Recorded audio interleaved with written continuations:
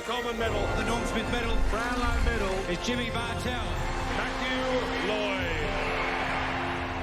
Marvel Stadium sees the Sydney Swans, top of the table. Sydney Swans take on the Bombers, and I'm not sure where the Swans are at. Want to see them again in action because I wasn't convinced by the win against Collingwood and the Bombers. Well, they just have to win a game to win some respect back. But, Jimmy, you've come up with a stat that is damning for the Bombers and some of their key defenders. Well, we just heard some of Brad Scott's statistics, and he wouldn't want to look at this one. This is 1v1 losses in 2024, top 25 to defend them. They've got 3 out of the worst 5 in the competition at the moment. They talk about development and players. Well, this is a big room for improvement over summer for the Bombers. Got to take a body first and foremost, clear someone out of the way. Just a little bit too easy for the opposition to get clear runs of the footy. This is your key defender here. A little bit too easy, just pushed off underneath the footy. We know Ben King's tall, but got to be better than that. You've got to be forced him under the footy. And we look at a couple more here. This one, the match winner. We've got spare players here in the contest. No one comes over and impacts. Very little body contact, and just Mac Andrews are allowed to fly and kick the match winner. Yeah, and here's some problems for them down the other end. So this is their inside 50 wins. So the last 5 weeks, they've won the inside 50 count by 7, 7, 3, 15 and 11. And they've only won 1 game by 1 point. So down the other end, they're actually not functioning too well inside forward 50. So here's the ball coming in from Kyle Langford here. And you just see that they're in a wonderful position, but no one's really getting in and out of each other's space. No one's blocking for each other. This one with Jai Caldwell, we see Merritt. He's all alone. Everyone's got to hold out, but know what they want to do? They want to come up. Everyone wants the ball. Gresham pushes back. Langford comes in. Draper, the ruckman's in. Watch how they all converge on each other. They're really not functioning as well for each other. And then eventually the ball just dribbles out of bounds. It just gets worse, Jimmy, as we show the clips. Yeah, we actually have a number where the free player is out or players are blocking space. Hobbs just near you there, Lloydie. If you're in that space, you either got to come at the kicker or go back to one of these in the line and put a block on. That's just putting their hand up. You're clogging space. Everyone gets drawn to it. And then we just try and blast one from 80, which is a miss kick. And Gold Coast are able to swarm back, and they've got best position on that one. So either lead with intent, which clears the space out behind you, or go help someone, or identify the free and get away from them. As we look at a couple of these entries, just really soft runs. And this is the worst of all. This is Mackay down here. There's Durham pointing at Merritt there. Stringer looks at him here as we watch it play out just shortly here. He's looking, no, not going to use you, not going to use you. We even have quickly a couple pop up there. No, I'm going to try and kick it from 80 and just blast it there. That's too easy for key defenders. And the thing is, so they're losing by small margins. There's so many things they could fix to get over the line and win those games. But, Jimmy, you like some of the things you saw from Sydney in transition last week? Yeah, I felt a bit of their mojo was starting to come back against the Pies. The Pies' pressure was good for a lot of this game. But the speed on the game, especially coming through the middle and half-back, is what the Swans were, particularly in the first half of the season, well, most of the season. This rapid ball movement. So we always know the Swans can defend well, but you have a look at a couple of these edits. They're able to join in. Look at that. That's a massive attack on the footy. The Chad gets up and going, pointing gold. Not sure whether he wanted to give this to Bigger Marty, but he got in the way like a pothole, and he has a shot on goal here. But just this movement, the Chad again, he starts here at the contest as it plays out. But look at all the Swans players coming through. I know the game's on the line, but they've got run, and this can sometimes spark your season when you see good things happen. And guess who pops up here in the last quarter? Chad. And just bounces that one through. Look at that go through. What a goal. And he gives a nice little thank you to the crowd. So my concern for them still on last week is they're in all sorts of trouble, and it took their superstars to come and win the game for them. So 14 disposals for Heaney and a goal, 14 disposals and a goal for Warner as well. So 28 disposals, 2 goals between them. And that, I thought, helped get them over the line. So I'm worried still about their backmen, some of their backmen. I'm worried about Joel Amati. I'm worried about Hayden McLean. I think Brodie Grundy's come back to the field a little bit in this second half of the year. So too much relying on too few. So they need to improve to win this premiership.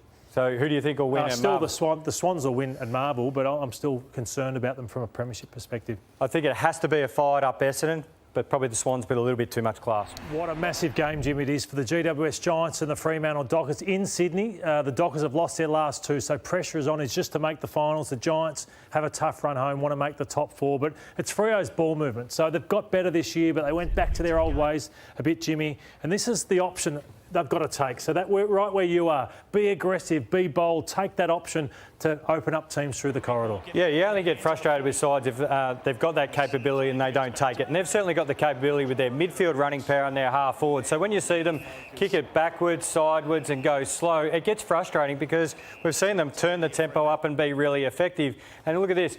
You've got to be brave at different times, but if you're predictable to your teammates, so it'd be a bit confusing at times if you're a Freo play up the ground. Are we going slow, wide? Are we playing with speed and tempo? So you can actually take a few risks, and that looks risky, but if you're predictable, you can turn into good things. Playing against the Giants are 14th of giving up inside forward 50s to the opposition. This is much better, isn't it? So this is what I want to see. Look at this. This is the half forwards. Look at the movement. Quick width on the ground, so you force the Cats. Am I running back? Am I running wide? The handball. And look at this. Really nice options. Fast Fred gets on the end of it, and he's often won. This is after a little congested passage of play, so we're going forward. We don't want to see them go back and slow. What happens here as this unfolds is what we want to see more of from Freo. And it's Switowski, who's normally one who's always involved. He gets involved here. But at the very end, you'll watch a half-back. I think it's Jordan Clark comes down the far bit here.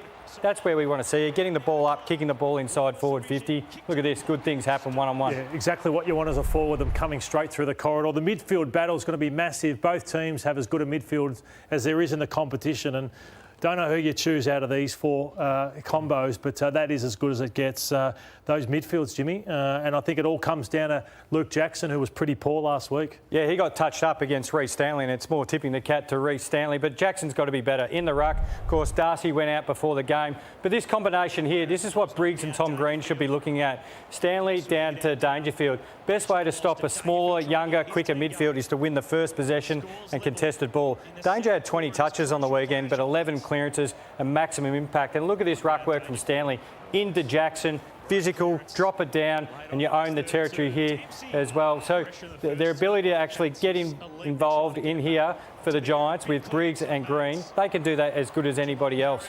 And there was a goal you didn't like that Jackson conceded. And I don't want to see this again from Jackson. Look, he's got a great position here on Reece Stanley. I like the ruckman coming off, but you've just got to be better than this in a contest. We're not talking about a first or second year player here anymore. He's played enough big games. What's this? That's just a loose jump in with one hand up, your opposite hand. And Reece goes, thanks for that. Make me look good, just kicking it off the goal line. Now, Jesse Hogan's been the story of the season for mine. He's going to win the Coleman medal. He's playing unbelievable football and he's kicked 61 goals, 19. So teams are really poor with their goal kicking. Individuals are poor with their goal kicking. Jesse's kicked 61-19.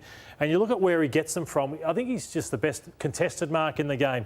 So you look at the positioning and where he's getting his shots. Jimmy and I spoke to him on radio on Monday night. He said, I'm getting my shots in easier positions than others. So because he's such a good mark and he's arguably the best contested mark in the game, he's making shots easier for himself. A lot of players can't do this in the game, but his body positioning is unbelievable. Yeah, he's physically strong. He knows the drop of the ball. Look at that. He doesn't even give Ballard a chance to come run and jump at it. Strong hands and converting well. Who do you like, Jimmy? I like the Giants. Yeah, I like the Giants as well. The next game we're going to look at is the grand final replay. It's Collingwood v the Brisbane Lions. And Bobby Hill looms as a problem for Brisbane. Brisbane are the favourites, but he's got a good record. Small forwards often get Brisbane, and he's been good against them in the grand final and also in round 3. Yeah, the confidence will certainly be up. He's been lively. He's had a couple of really big games. He's been the man handing off a lot of goals during the season, and then also had the radar off. But this is what he can do. He can get out the back on you. He can make your opposition's attacking defender really pay the price if they overcommit. He beat Starcevic in the grand final. Well, Starcevic was unbelievable on Toby Green. It's one of the worst games I've ever seen Toby play.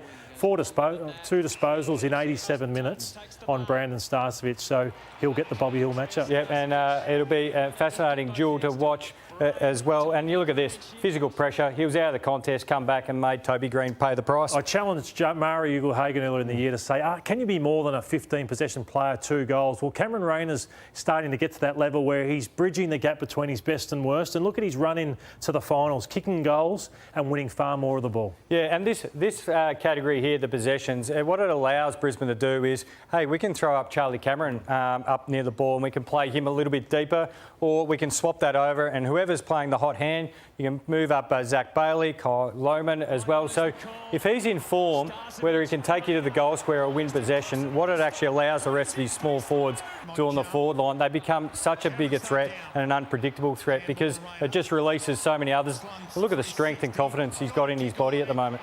Speaking of leg speed, so the leg speed can be a problem for Collingwood. I think Brisbane have the leg speed, and you've noticed something with Big O and what he can do to expose Collingwood. It must be part of Brisbane's ruck training, because you remember the premiership years where they used to just fist it forward and be accurate, Clark Keating, and they'd all run onto it.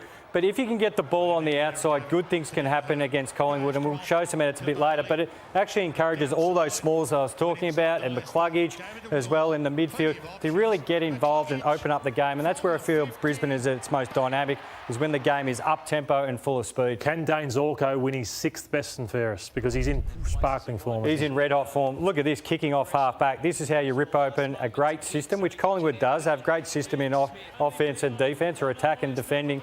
But this completely rips it apart. Most players are probably hitting this or this.